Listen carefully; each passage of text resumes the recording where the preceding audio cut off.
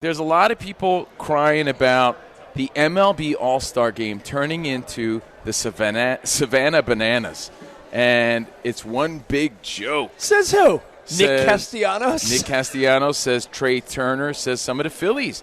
And that's why we title this conversation, Phillies are crybabies? Yes or no? I'm still trying to figure out how I feel about it because I'm leaning towards no. Because I strongly believe that you entering the All-Star Game should be on merit alone. It should be on your stats. I think the fans just vote in whoever's a popularity contest, and that's why you see nothing but Yankees and Dodgers in the All-Star Game, and I'm a Yankees fan. I don't think that's fair at all. It's not Yankee or Dodger heavy with the starters. Not with the starters. You got three Dodgers, but well-deserved. Will Smith, Freddie, and Shohei, you can't argue they don't deserve it. I will say, let me explain if people are like, what do you mean the Phillies are crybabies?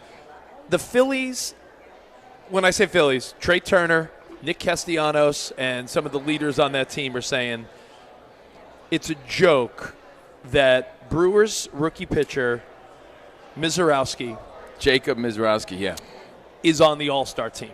Now, I heard them talking about this during the Mets broadcast yesterday. Ron Darling, former pitcher, is the Mets broadcaster, and he said, first of all, the sentiment to get down on this kid is ridiculous. He's just a kid that got elected, so there should be no hate directed towards this young star pitcher. Right. Nothing about him personally. This is about the decision. Now, because here's why. He's only had 5 starts in the bigs. They call him the Miz, Jacob Misarowski. So out of 5 starts, he's 4-1. He's looking dominant. 2.81 ERA, 33 strikeouts in his 5 starts. But here's why it's a big deal. He's a rookie pitcher, and this is the shortest outing ever for someone to make an All-Star team. Do you mean he's played 5 games in his big league career and he's an All-Star? The record before that was Paul Skeens. Last year.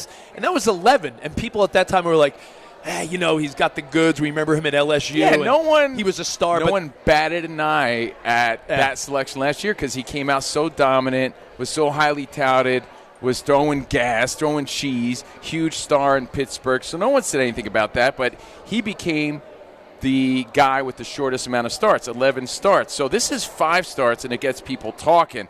But again, you got to remember, reporters are asking questions too. That's the other thing. What do you want these players to do? Lie to you? Do you want them to not care? That's the other thing. So Rich is a Mets fan. He's saying they're crybabies.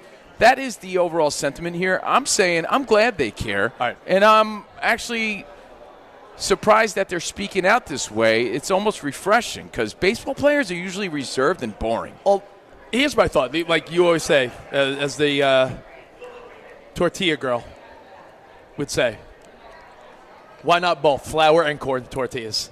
It's the old El Paso tortilla girl. You make the reference, get it. He says it all the time. It's my favorite reference. Why not both?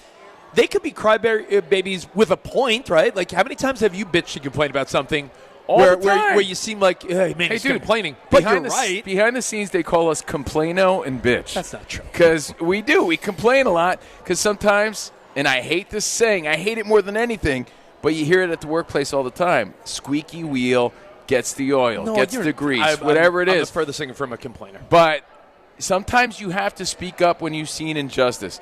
Is Nick Castellanos, Trey Turner, are these guys in the wrong when it comes to this selection? Well, Kyle Schwarber, home run beastodon, said, quote, it's unfortunate, but I wish my teammates were there. We know what we have, and I think we're grateful for what we have. But they went on to say, Trey Turner said, what a joke. It's effing terrible. I mean, it's terrible, dude. JT Realmuto said, that's just how MLB does it now. Nothing against the Misiorowski kid, but those two, Sanchez and Suarez, his 2 teammates, are deserving of being on that team in the first place. There's no doubt. And then they went on to say, Castellanos said, it's turning into the Savannah Bananas. Listen, the kid has 5 starts. It's a little premature, but why would baseball not hype up their young dudes? Every other sport does it. You're telling me that, dude, all eyes are on freaking Bronny James or whatever young NBA guy gets a shot, right? If the Miz is the next guy, if he's the next Paul Skeens and they're confident in that, I've got no problem with it. If he's the Brewers superstar that everyone's super pumped about it, Let the rookie shine. Let him do his thing. He now has to deliver. It's like when we talk about nepotism, right? It can only get you so far. You have to deliver at some point. Yeah, he got in because there's some hype around him, but now he has to show up and be the man. And speaking of nepotism, there's a lot of famous names in baseball that were drafted, and we got to talk about that. But was it a snub? Was Trey Turner snubbed? Turner slashed .299 with 11 home runs, 39 RBIs, 22 stolen bases, ranked among the top 15 players in WAR, and wasn't selected as a reserve. So, I mean, was he going to start over Marte? Lindor, I should say. Actually, Lindor is get out of here. Yeah, so give me a break. I don't think he says he was snubbed. No, but there are people saying that, well, he's a star, he should be there. And again, I'm thinking, no. I get it, fans have a say, so you got to be a popular player, but you also have to have that hype and those stats to back it up. So let me ask you, I think we could sell this, again, with multiple angles, but number one, when you go to an All-Star game or watch it on TV, or partake in this, we're lucky to be here. Do you want to see the stars and the young, exciting people that are creating the conversation, or do you want to see the people with the stats that deserve it? I'm all about earning it, but the reality is, what do you think these kids and the big baseball fans want to see? I want to see Misarowski get out there and throw an inning. He's the young star. If he's the guy, if he's the next Skeens, then I'm all for it. But why would you resist it? No other sport or anything in the entertainment world or music or anything for that. That would be like saying there's a hot new musician. Well, they can't perform live at the Grammys. They've only had 1 or 2 hits.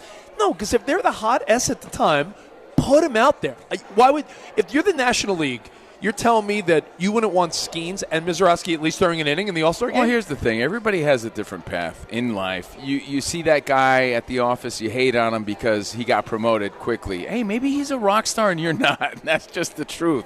And it's easy to hate on that path because you're probably working hard to do your thing. But, hey, this guy has some buzz around him and he's an all-star.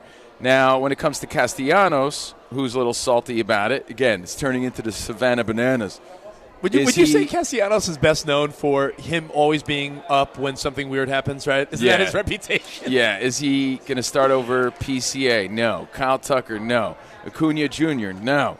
That's your starting outfield in the NL. So how do you feel about a dude? That's really it. Simplify the question.